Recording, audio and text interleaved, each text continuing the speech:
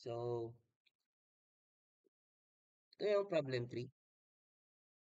Given the thrust below, determine the vertical displacement of T. Vertical displacement.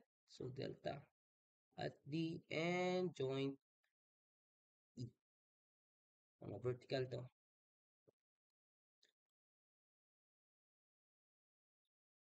And assign na natin yung mga loads yan. Given area at yung modulus of elasticity. 165 million kilopascal. So, una natin gagawin dito ay yung pagkuha ng mga reactions. Assume natin na mayroon ditong A ito, B, C, D, at E. Am I right? Yan, tama. AX ito at AY ito. Ito naman ay BX at BY. Ito, makukuha natin ito. Tensile lang ito ng 3.5. Tensile naman, mayroong itong tensile axial force which is tensile na 3.5 kN.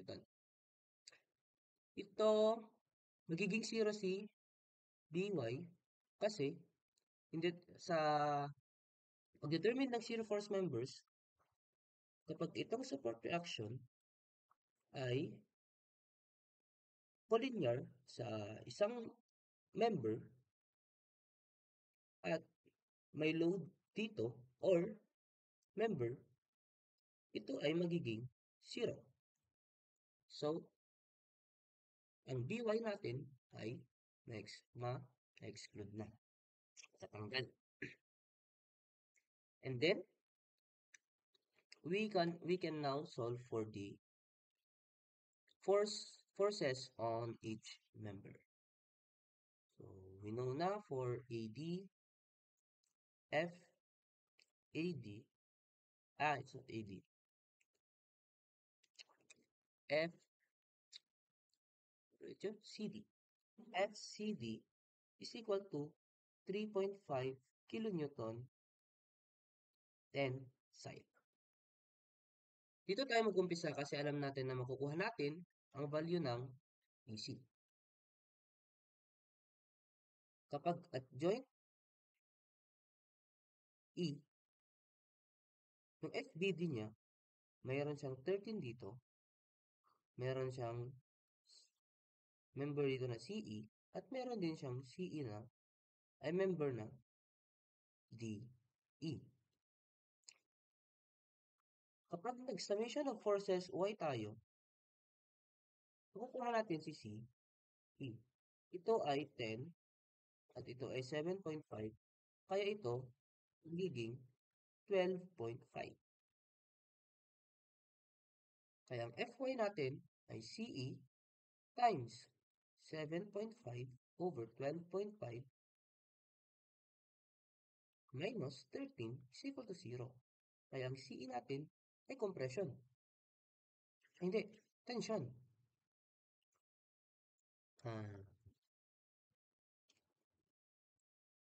13 times 12.5 divide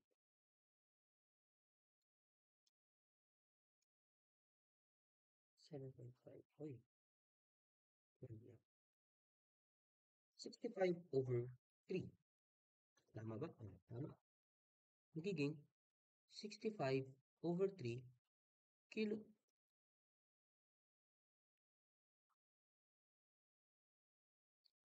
5 over 3 kilonewton tension.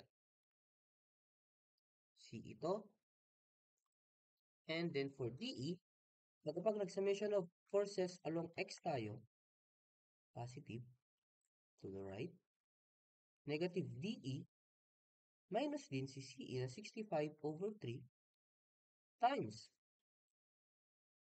10 over 12.5 equals to 0. Kaya ang DE natin ay magiging 10 over 12.5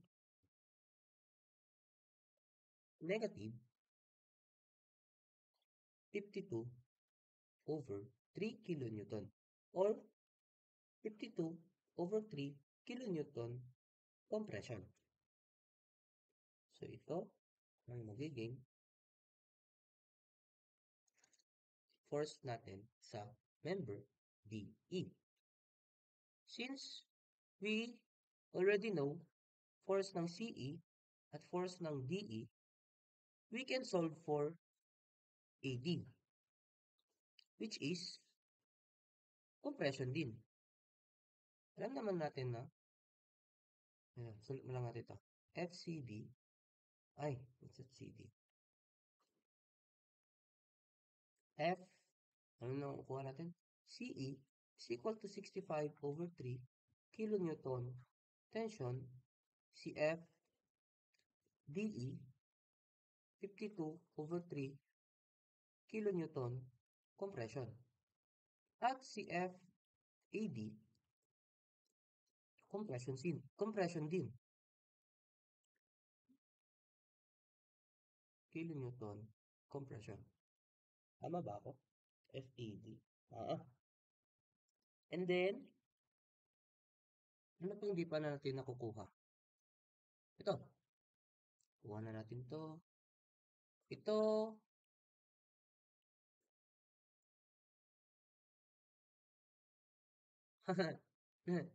Nag-solve kasi tayo ng forces agad. Di pa pala natin alam yung mga, ng mga,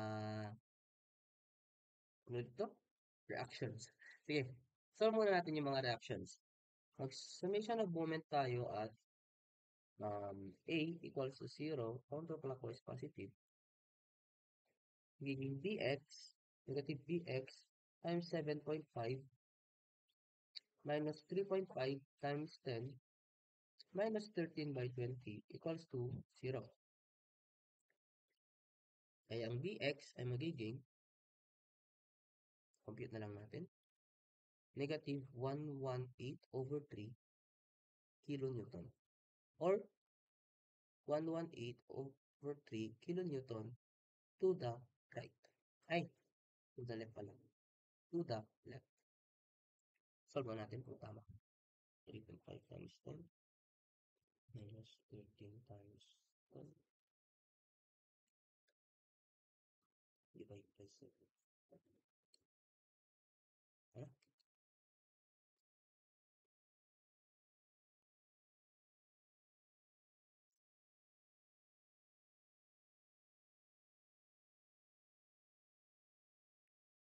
Ano? Ano? So, ang support natin for Vx. Now, summation of Fx equals to 0, Ax is equal to 118 over 3 kilonewton. Tama?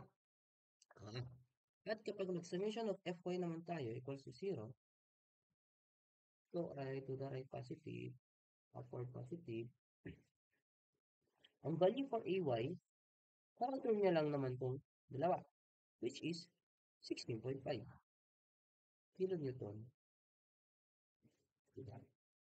ay upward at ito ay to the right.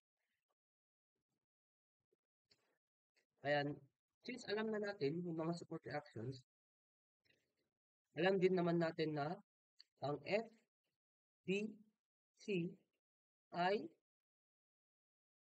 since ito ay na-correct na natin, magiging to the left,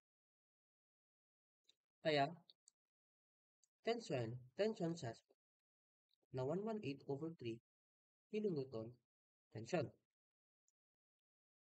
At ito naman, masosolve natin.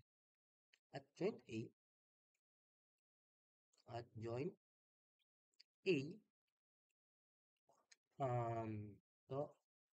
ito si AC, ito si AD, which is si ADI, ay compression pala. 52 over 3. 52 over 3. Si AX na to the right, 118 over 3, at si AY na 16.5. Summation lang naman tayo ng FY dito. So, 16.5 plus AC times 7.5 over 12.5 equals to 0. So, AC is equal to negative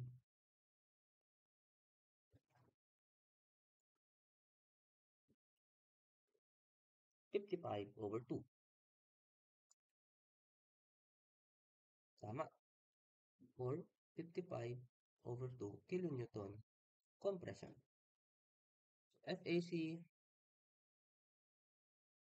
55 over 2 kilonewton compression. Now, we're ready. Solve the forces on each member stack given traction. Now, doon na tayo sa virtual thrust.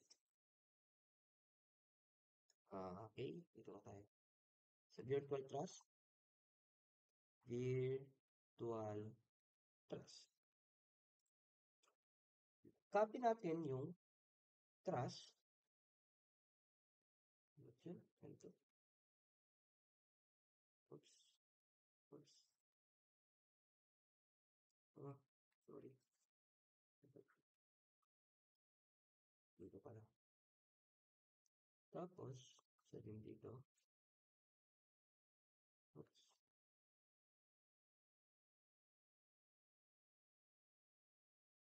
Ayaw. Hmm. Oh. Dito.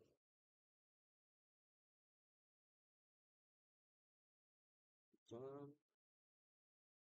Diyan. Sa pala pala ito dapat. Dito. Ito ba? Yan. Alam natin, pag ganito yung reaction dapat, ganyan at ganyan. Ito si A, B, baliktad. Si B, si A, C, D, E. Ang hinahanapan natin ay yung vertical reflection, vertical displacement sa joint D. So, assume natin na pababa yung displacement D at 1 kilonewton. Kunin natin yung mga reactions. So, summation of F, M at point A is equal to 0, counterclockwise positive. So, si Bx. Bx times 7.5, kalimutan ko yung mga dimensions. 7.5 ito. At 10 ito. Yan. 12.5, 12.5. Yan. Tsaka, yung 1 minus 1 times 10 equals to 0. Kaya ang Bx ay magiging Bx ay 10 over 75 or 40 kilonewton. Kapag nag-summation of Fx equals to 0, Ax at Ay. Ax is equal to 4/3 kilonewton. And then, yung Ay naman, since isa lang yung i-counter niya na reaction pababa, ay magiging 1 kilonewton. Now, i-determine na lang natin yung mga zero force member dito. Ang zero force member dito ay, since walang load dito, kaya 0 ito at 0 ito. We can solve for this. Equivalent lang siya sa 1 kilonewton. So, ang FAD FCD ay magiging 1 kilonewton lang. And then ang FBX ay magiging 4/3 compression din. Ay, Control C. Kilonewton compression. Si FCD, compression din.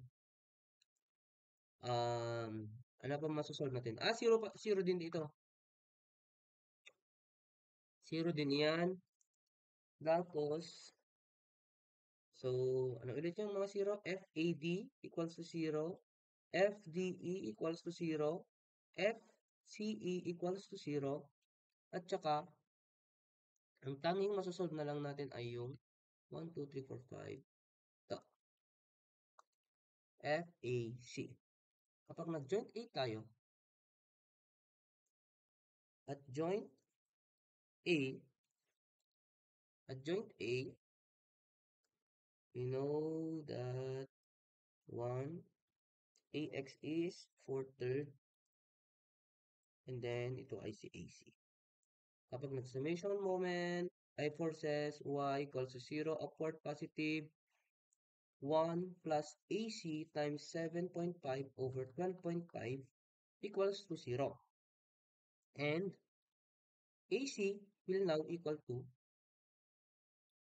12.5 over 7.5, 5/3, negative 5/3, or 5,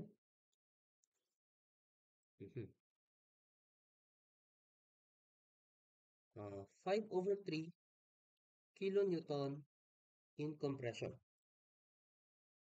So, sulat natin doon, FAC equals to 5/3 kilonewton compression. Compression lahat. Ay, tension to. Ha? Tension si 1 FCD is tension. Tapos yung FBX. So, ganun. So, nagganon. So, tension din. Tension. Sorry. Now, nakuha na natin 40 point D. Ito ay delta D. Doon naman tayo kay delta E. Same thrust.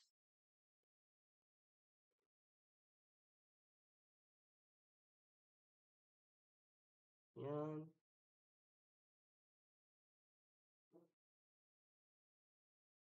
Tapos isang dito. Tapos yung mga reactions, PX, AX, at AY. Dito na tayo kay E. Yung mga labels pa. C, D, A, at E. Dito na tayo kay E, lalagay ng unit load. Assume na ulit natin na pababa siya. So, 1 kilonewton. Kapag nag-moment tayo, at A equals to 0, counterclockwise positive, ang makukuha natin na value ni Bx ay Bx. So, ito, magiging 20, 7.5, 8 over 3. Kasi natin yan? Equals to 8 over 3 kilonewton. Is it tension or compression? Ay, it's not, hindi pa pala force ito. So, to the left siya talaga. At kapag nag-summation fx tayo, ang equivalent ng ax ay 8 over 3 rin kilonewton to the right. At si ay 1 kilonewton upward. At so now we know na now we know yung mga support reactions na. We can now solve for the forces for each members. Determine muna natin yung mga zero force members. Zero ito. I think yan lang yung zero. Oo. Tapos, kapag equal ito si AE at si oo, AD at si DE. So, kapag hiniwalay natin ito, nag-method of section tayo, at joint E, ito yung CE, ito yung DE, at ito yung 1. So, kapag nag-summation of Fy tayo equals to 0 or positive, ang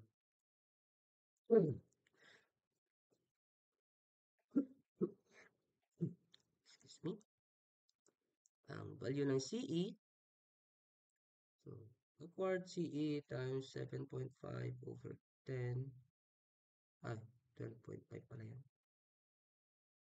12.5 minus 1 equals to 0. So, ang CE ay 12.5 over 7.5. 5/3. Tama ba? Na 5/3 si CE? Tama. 5, 3. At ganun din dapat si... Ay, hindi. Hindi pa pala. Okay. So, dito muna tayo kay summation forces x equals to 0. Negative CE times 10. 10 over 12.5 minus DE equals to 0. So, DE equals to compression to. 5/3 times 10 over 12.5. 4/3. DE. Excuse me. 4/3 kilonewton compression, same as AD. 4/3 kilonewton compression. Check ko lang. AD. Now, you know that may isa, dalawa, tatlo. Dalawa na lang yung kukunin natin. Process. So, summary lang natin. Ay. F. Ano yung nakuha natin? FCE is equal to 5 over 3 CF DE negative 4 over 3 CF AD negative 4 over 3 at CF CD equals 0. Tsaka CF, kunin mo lang natin ang CF. CF BC, equivalent siya sa kay BX, so magiging 8 over 3. Kunin na lang natin ang CF AC. So, dito na lang natin i-solve. Si AC, yan, tapos yan. Since alam naman natin yan si A1, AY is 1. So, summation of forces Y equals to 0 upward positive. So, 1 plus AC times 7.5 over square,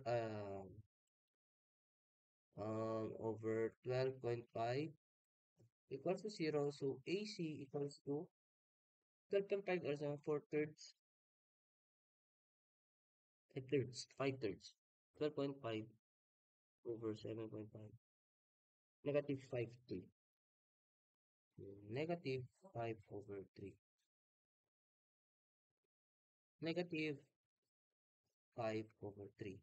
Now, alam na natin yung mga forces sa virtual at sa real field.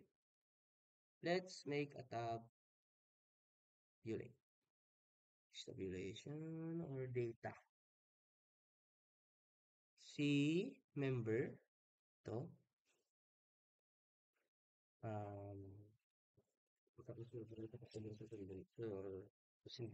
mas madali na. Si CE, si CE, si DE, si DC, si AD, si AC, at si BC. Oops, nilayo ko. Oops, control C.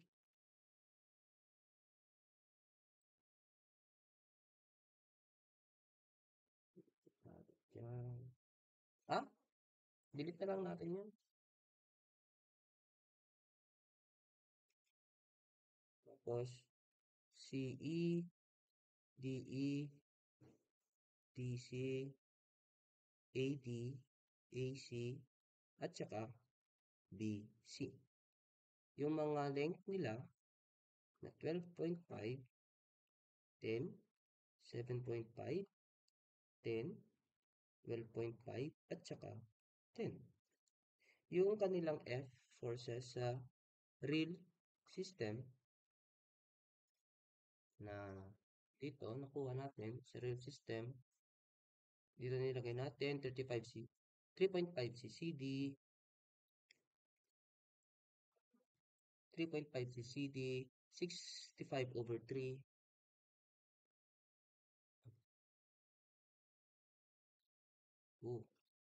Mga balik-balik. 65/3 si CE, 52/3 si DE, 52/3 din si AD. AD. Kapareho si AD at si DE. AD and DE. Tama. 55/2 si FAC at 118/3 si BC. Sulat na natin to.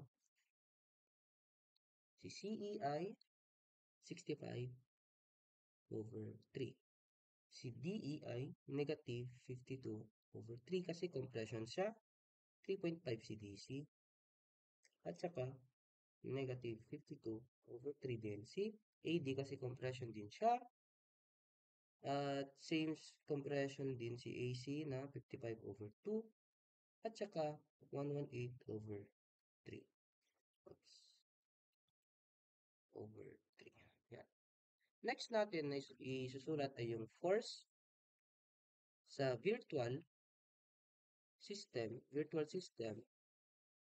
vertical D. Ang vertical D, dito, FAD is 0, ay FCE is 0. Excuse me. Si FDE is 0. Si FDC is 1. Si FAD is 0. At si AC ay 5/3. At si BC or BX, that should be BC. 4/3. Attention. 4/3. 5/3 yan. Negative dapat yan kasi compression. Yan. 5/3 compression. Next na natin nasusulat ay si forces in virtual system, vertical at E. Ito. Saan ulit yan? Ito. Ito. 5/3, negative 4/3, negative 4/3, 0, 8/3, at negative 5/3. Kay CE is 5/3. Kay DE ay 0. Ay, baliktad. Negative 4/3. Kay DC ay 0. Negative 4/3 kay AD. Si AC ay negative 5/3. Tapos si BC ay 8/3. Sunod na kukunin natin ay yung value ng F virtual times FVD. Sila. Ay yung forces sa virtual along vertical at D times D forces on real system times the length. Direct lang natin yan. Alright, yan. F virtual system sa vertical at D times FRS times the length. So, value nito ay magiging 0, 0, tsaka, oops, tama. Asan mo ito? Yan. Ito ay magiging 26.5. 26.5. Ito ay 10 times 0 ito. Ito ay negative 5 third times negative 55 over 2 times 12 over 5, ay 12.5. Magiging 6875 over 12.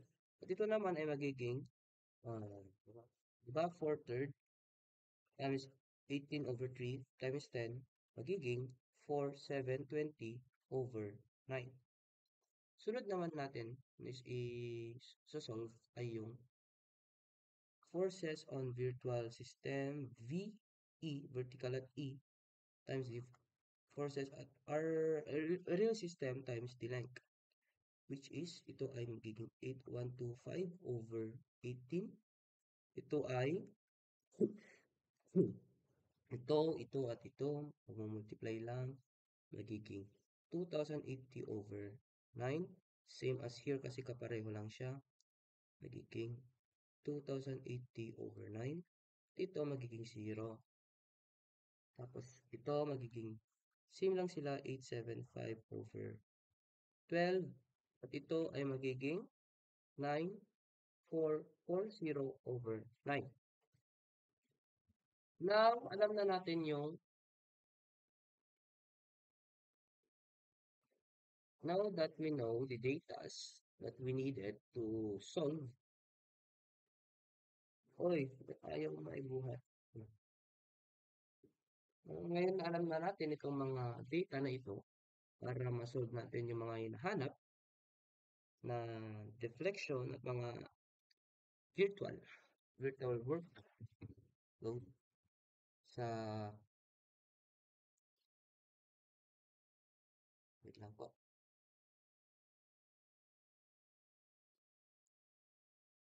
Sa number 3, yung mga internal virtual work sa mga each segments or each member rather, kasi trust ito. Ang unang hinahanap ay yung CD.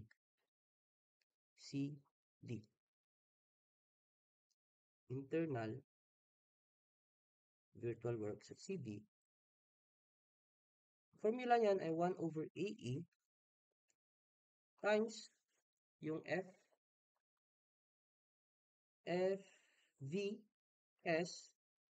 VT times FRSL. Yun lang yung magiging formula. We know na ang A natin ay 0.004 meter squared at yung E ay 165 million kilopascal. Inut na lang natin to. A is equal to 0.004 square meter. Tapos, modulus of velocity is 165, 1, 2, 3, 4, 5, 6 millimeter raised to, kilopascal pala to. It's not a moment of inertia. Wala, ayaw may raise. Kilopascal. So,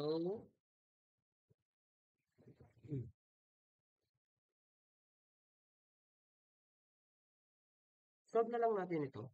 As A times E is equal to, para i-store na lang natin sa calculator. 0.004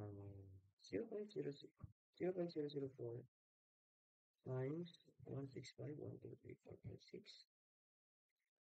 Shift store A, 660,000. 660,000. Ito ay magiging kilonewton.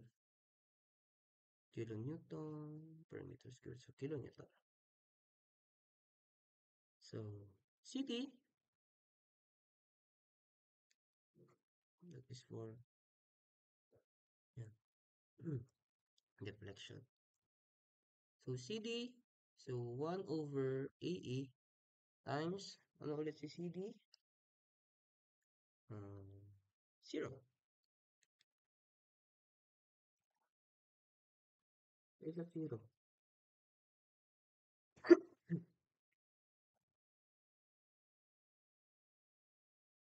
CD. Ayun. 26.25. At city, ayan. Yun yung hinanap pala yun. 26.5.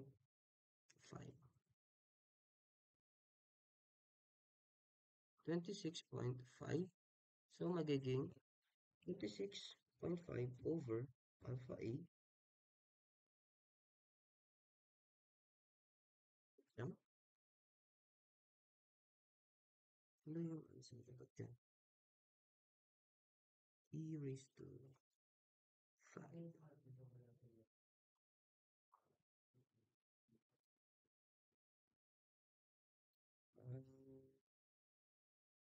Saan sila? 26.5 over alpha A.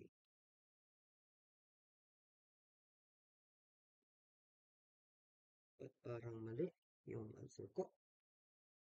So, yung nasa MVLE is 3 point, sa MVLE ay 3.9772 times 10 raised to negative 5. Yung sa calculator is 4.015 times 10 raised to negative 5. Solve natin yung iba. Try natin. AC is equal to, ano yung AC natin? 6875 over 12 AE. So, 6875 over 12 alpha A. Shifting. So, magkapareho kami. Yung magkapareho kami sa let AC, which is 0.000868055. And, yeah, magkapareho kami ni AC, ito lang yung hindi. This is for yung nasa calculator ko. At ito yung MVLE. Next, move on sa next question. Ang hinahanap ay CE. CE is equal to, ano yung FVVDLF niya? Ano ulit yun? CE. 0. 0 over AE is equal to 0. Tapos next, CE, DE. Yung DE ay 0 din. 0 over AE.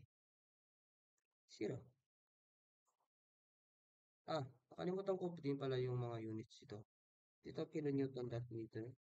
Kilonewton dot meter. Next, DE. Yung nahanap is AD. AD is equal to, ano yung AD? 0 din. 0. Yan. Excuse me. Now, kunin na natin yung deflection. So, deflection at D is equal to summation.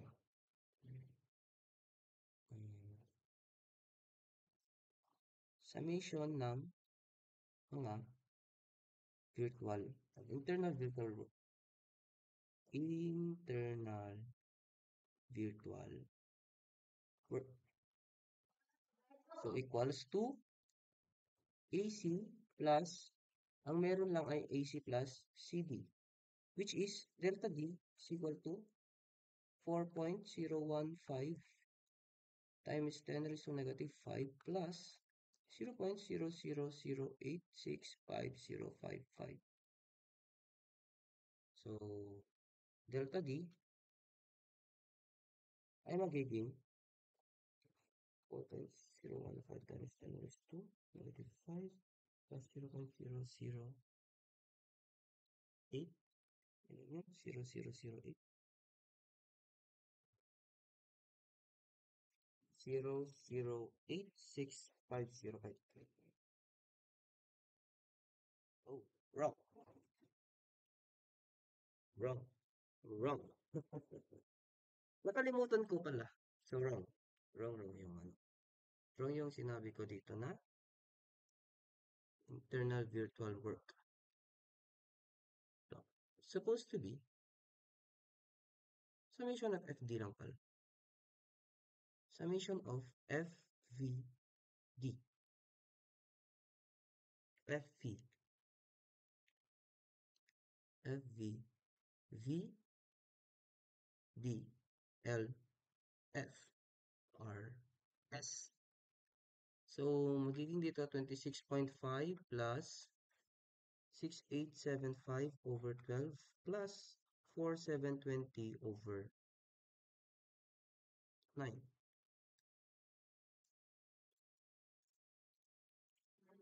Over 9. Magiging ang total nito ay 40,459 over 9. Ay, 36 pala. 36.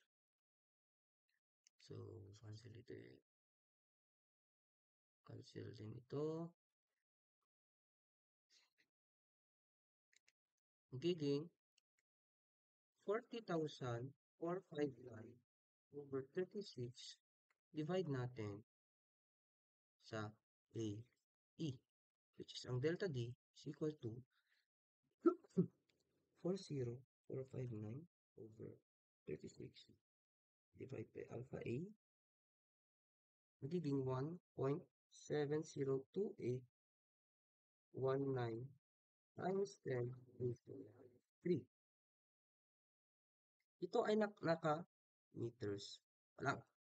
So, times natin sa 1,000, magiging delta D is equal to 1.702819 in millimeters. So, positive ito, tama yung direction natin na pababa. Yung inassume natin na direction sa virtual work. Ito ang answer. Next ay yung sa delta E naman. Yan. Same process sa delta E. Ang unang pinapahanap ay si CD is equal to ano yung CD niya 0 over AE is equal to 0. First answer.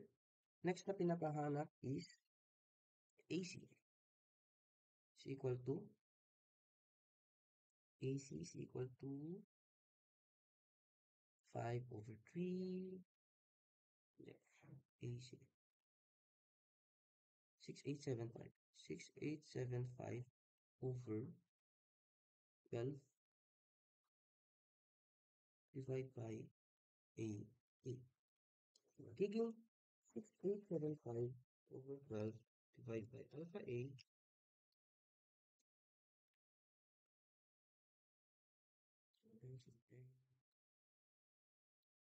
answer niya is same kami kay MVLE 0.00868055 kilonewton dot meter. Oh, sorry.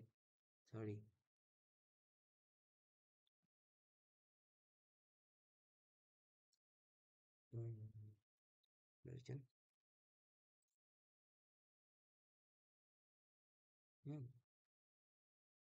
Tapos, next na pinapahanap ay si BC. BC is equal to si BC ay mayroon siyang VDELF na 9440 over 9 divided by AE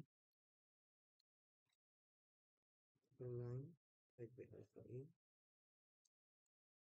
Shift A. Dapat ang sagot ay 0. Stop. Amin. Pareho ulit kami. 0.0015899225 kilonewton dot meter.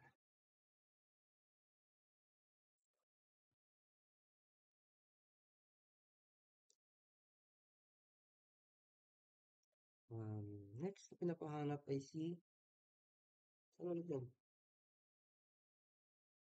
CE. E is equal to, si CE ay meron siyang 8125 over 18. 8125 over 18 divided by AE equals to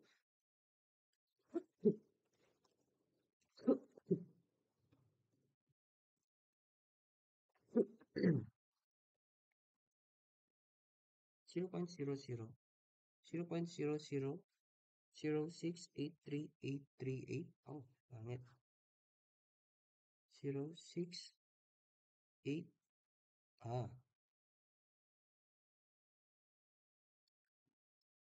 838, 38 kilonewton dot meter. So, tama na naman ito. Yan, tama. Next na pinakahanap ay si AD. AD, meron lang naman siya si AD na AD 2080 na over 9. 2080 over 9 divided by AE equals to 2080 over 9 divided by shift 0.00 0.000350 168. 0 yan. Kilonewton dot meter. Ah, sorry.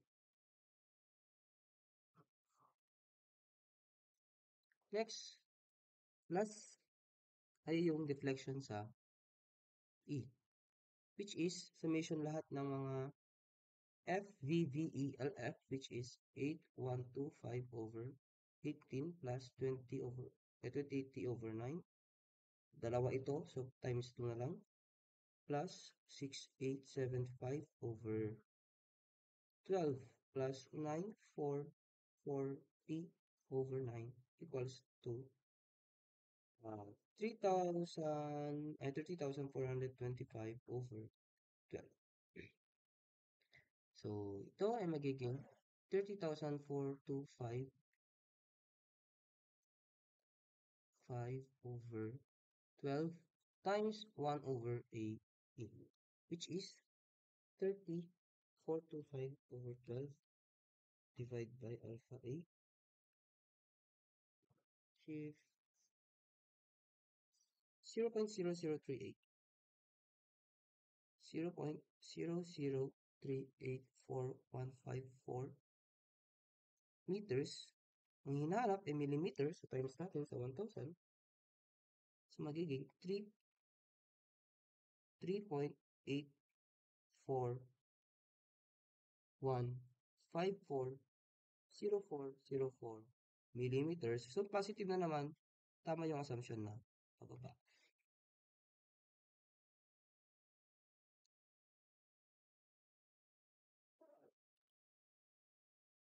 Yan yung final answer. Yan, answer. So, yan yung mga answer natin for number 3. Yan. So, tama pala yung sinabi ko kanina dito na yung delta D pala pwedeng summation of yung mga internal virtual work. Internal virtual work. Kung saan, add na lang natin si AC plus CE. Nakalimutan ko si BC. Dito. Nakalimutan ko si BC. Kung saan si BC pala dito, supposed to be, si BC ay magiging, saan ko si BC? Yan. For 720 over 9. Magiging 4720 over 9 divided by A. So, equals 720 over 9 divided by alpha A.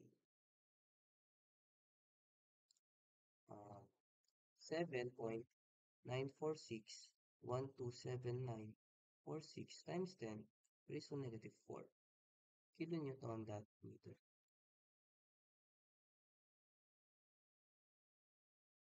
Yan. So, pag inad na natin yan, makukuha at makukuha din natin yung ito. So, ganun din dito. Pwede din ito. Yung summation of internal virtual work dito. Doon ako nagkamali. Nakalimutan ko pala yung isa. So,